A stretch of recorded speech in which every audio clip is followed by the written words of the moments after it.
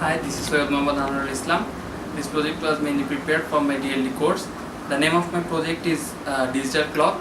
In this video, we are going to show you the working principle of this project, and we will also discuss about the components of this project. And later part of this video, we are going to show you how to reduce the cost of this project and what are the applications of this project.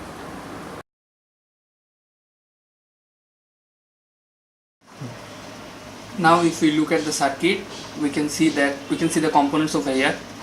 Here we have used IC 4518, which is basically D flip-flop, and these two are IC 7447, which is BCD to 7 segment decoder, and here we can see IC 7408, which is mainly an AND gate, and this part is mainly used to generate the clock, which is giving an output of 1 Hz frequency. And here we can see IC 555, here we can see 555 timer IC, and here we can also see some resistances, two switches, some jumping wires, connecting wires, etc. Is capacitor as well. So these are the components. Now coming on to the next part, which is our working principle part.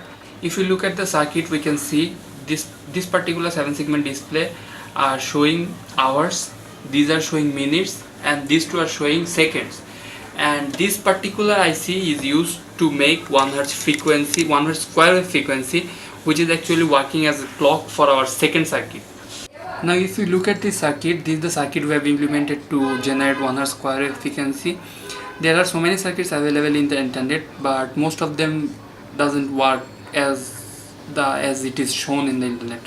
But this is the circuit which has actually worked for us, but we are not focusing on this part because this part is not related to our course, which is DLD. But if you want to generate 1 Hz frequency using 555 timer IC, then you can implement this circuit. Now the main part of our project, which is the use of IC 4518 asynchronous ascending 4-bit D flip-flop counter.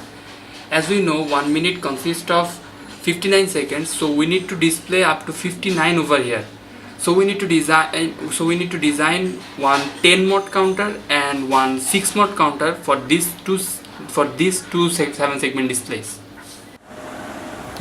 If you look at here I have designed a 10 mod asynchronous counter, and it is 10 mod because when the counter is counting 10, we are getting 1 over here and 1 over here. So the NAND gate, both the inputs of the NAND gate are high, and the NAND gate is active that time, and the output from the NAND gate is connected with all the clears or the 4 flip-flop clears.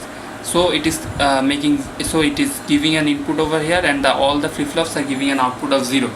So when up to 9 it is counting as it is, but when it is coming to 10 it is clearing everything.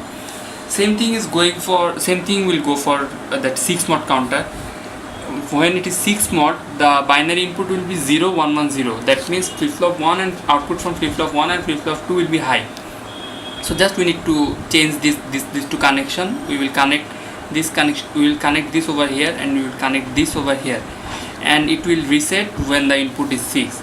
That is what happened over here. When the counter is counting 10, the counter is connected with AND gate, and the AND gate is clearing this one. As you see, after 9 it is becoming 0, and the 6 mod is over here. When the counter is counting 6, it is connected with AND gate in such way that it will make it 0. And when the 6 mod counter is active, the NAND gate of the 6 mod counter is active, that NAND gate is giving a clock in this flip-flop 4-bit counter. And when the minute is 60, when the second counter is counting 60, it is getting 1 clock. And what I can say that 1 bit is counted over here. That means the minute is increased by 1.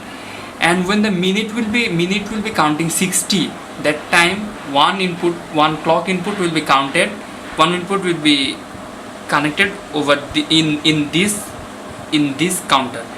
So again 1 hour will be increased over here, and when the hour is crossing 24, when it is becoming 25, it will be resetted to 0 as it is in the minute and second. So that's it from here.